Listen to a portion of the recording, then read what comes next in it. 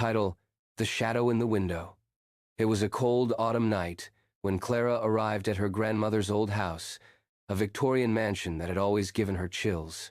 The house had been empty since the grandmother's death, and Clara, who had inherited the property, had the difficult task of selling it. However, something kept her there. A strange feeling that there was something more in that place. Something that he couldn't leave behind. The mansion was located on the outskirts of the town, surrounded by a dense forest that rose like a wall of shadows. The windows, covered by heavy curtains, they almost didn't let the moonlight pass.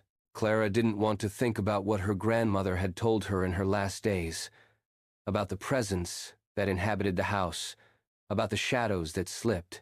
They walked along the walls and whispered names in the darkness. But Clara never believed those stories, or at least, that's what she believed. Chapter 1. The Light in the Window. That night, after an afternoon of tidying, having arranged her old belongings, Clara settled in the main room. The fire in the fireplace crackled softly, and the air smelled of wood and dampness.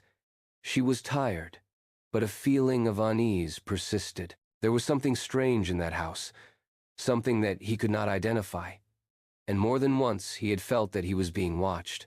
At first, he thought it was his imagination, but when the lights began to flicker without apparent reason, that idea vanished.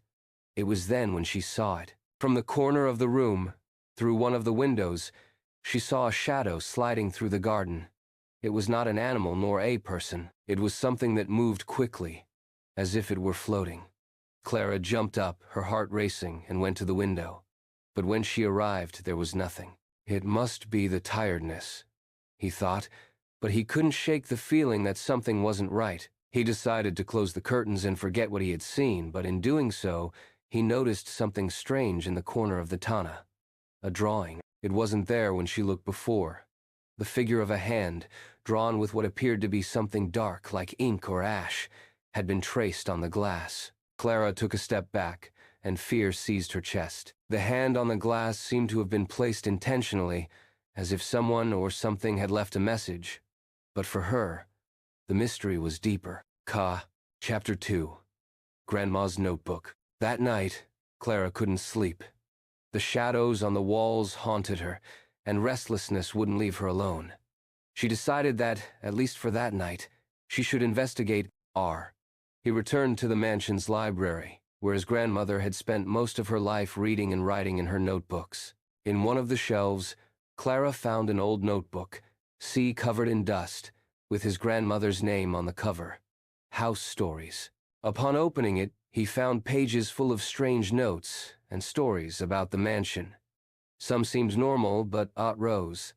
Others spoke of something much darker. There were mentions of a shadow, a presence that slithered along the walls, observing the residents, whispering secrets. But the most disturbing of it was a page that was marked with red ink. The shadow seeks the one who has inherited the house. It is not a spirit. It is not a specter. It is something older, something that has been waiting. The door will be open when time stops. Clara didn't understand completely, but something inside her told her she should keep reading. The notebook spoke of rituals, of secret doors, of a connection between the house and something beyond death. The feeling that something was watching her intensified. Suddenly, a dry blow resonated in the mansion, as if something had fallen on the upper floor. Clara was startled and, with the notebook still in her hands, went upstairs. Chapter 3. The Open Door. The knock came from the upper hallway, where the grandmother had kept the rooms oldest of the mansion. The door of one of them was ajar, a door that Clara had never seen before. As she approached, an icy cold enveloped her, as if the house itself were respirando.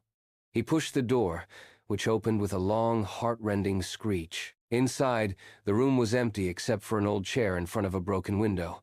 But what caught his attention of Clara swept the floor. It was covered by a layer of dust, but in the center there was a circle marked with what seemed to be ash. Clara observed carefully, and, with horror, realized that the circle was connected to the walls, forming a strange and stealthy pattern. Before he could think of anything else, he heard the same knock he had heard before.